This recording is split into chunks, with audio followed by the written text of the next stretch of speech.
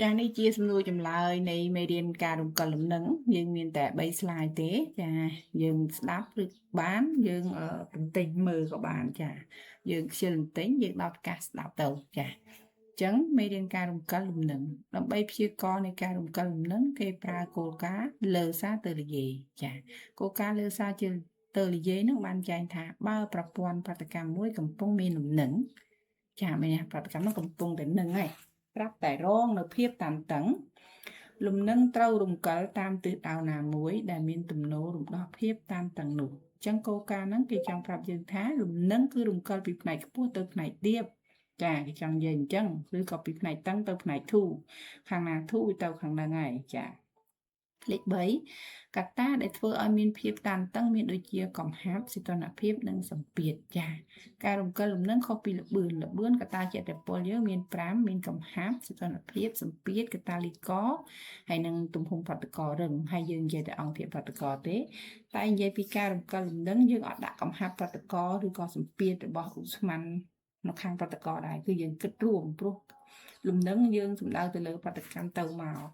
ដែលអង្គធាតុកកើតក៏ជាអង្គធាតុប្រតិករអញ្ចឹងយើងដាក់កំហាប់អញ្ចឹងបើកំហាប់ខាងស្ដាំកើតវារត់ទៅឆ្វេងបើកំហាប់ខាងឆ្វេងកើតវារត់ទៅខាងស្ដាំនឹងគឺជាការរំកិលលំនឹងចាស់លេខ4សម្ពាធមានឥទ្ធិពលតែលើការរំកិលលំនឹងដែលមានភាពរូបជាឧស្ម័នអង្គធាតុប្រតិករជាឧស្ម័នក៏បានអង្គធាតុកកើតជាឧស្ម័នក៏បានឧស្ម័នទាំងអស់ក៏បានឲ្យតែឧស្ម័នហើយឧស្ម័ននោះត្រូវមានលក្ខខណ្ឌបែបណាគឺមានចំនួនម៉ូលេគុលសរុបនៃអង្គធាតុប្រតិករខុសពីចំនួនម៉ូលសរុបនៃអង្គធាតុកកើតចំនួនម៉ូលេគុលសរុបណាមិនចំនួនម៉ូលដែលយើងរកម៉ូលស្មើម៉ាស់ចែកម៉ានម៉ូលទេ ចំនួនម៉ូលេគុលសរុបយើងសំដៅទៅលើមេគុណក្នុងសមីការយើងបូកមេគុណក្នុងសមីការរបស់ប្រតិករទៅបើខុសពីមេគុណក្នុងសមីការអង្គធាតុកកើតចឹងមានន័យថាពេលដែលយើងប្រែប្រួលសម្ពាធនឹងធ្វើឲ្យមានការរំកិលលំនឹងប៉ុន្តែបើយើងបូកទៅឃើញស្ដាំ2ឆ្វេង2ឬក៏ស្ដាំ1ឆ្វេង1ឬក៏ស្ដាំ3ឆ្វេង3អញ្ចឹងទោះបីសម្ពាធកាំងឬថយគ្មានការរំកិលលំនឹងដែរចាអញ្ចឹងការបន្ថែមអង្គធាតុរឹងអង្គធាតុរាវសុទ្ធចាអង្គធាតុរឹងអង្គធាតុរាវសុទ្ធចូលប្រព័ន្ធមិនធ្វើឲ្យមានការរំកិលលំនឹងទេព្រោះវាមានកំហាប់ថេចាអង្គធាតុរឹងសុទ្ធនិងអង្គធាតុរាវសុទ្ធអញ្ចឹងពេលដែលយើងបន្ថែមអង្គធាតុរឹងថែមអង្គធាតុរាវហើយគេសួរថាលំនឹងប្រែពួកដូចម្ដេចយើងឆ្លើយថាគ្មានការរំកិលលំនឹងចាលេខ6ការបង្កើនសីតុណ្ហភាពលំនឹងរំកិលទៅតាមទិសដៅស្រូបកម្ដៅចាព្រោះប្រតិកម្មនឹងស្រូបកម្ដៅពេលយើងបង្កើនសីតុណ្ហភាពទៅវារត់ទៅខាងហ្នឹងហើយដោយសារឧទាហរណ៍ថាយើងកម្ដៅយើងនៅខាងស្ដាំបើយើងបង្កើនខាងស្ដាំវារត់ទៅឆ្វេងបើយើងបន្ថយខាងឆ្វេងក៏វារត់ទៅឆ្វេងដែរដោយសារតែបង្កើនសីតុណ្ហភាពគឺលំនឹងរំកិលពីខ្ពស់ទៅទាបចាចំណែកការបញ្ចុះសីតុណ្ហភាពលំនឹងរំកិលទៅតាមទិសដៅបញ្ចេញកម្ដៅចាលេខ7កតាលីករមិនធ្វើឲ្យមានការរំកិលលំនឹងទេចាយើងកតាចេះតែពលលើលំនឹងមានតែកំហាប់សម្ពាធនិងសីតុណ្ហភាព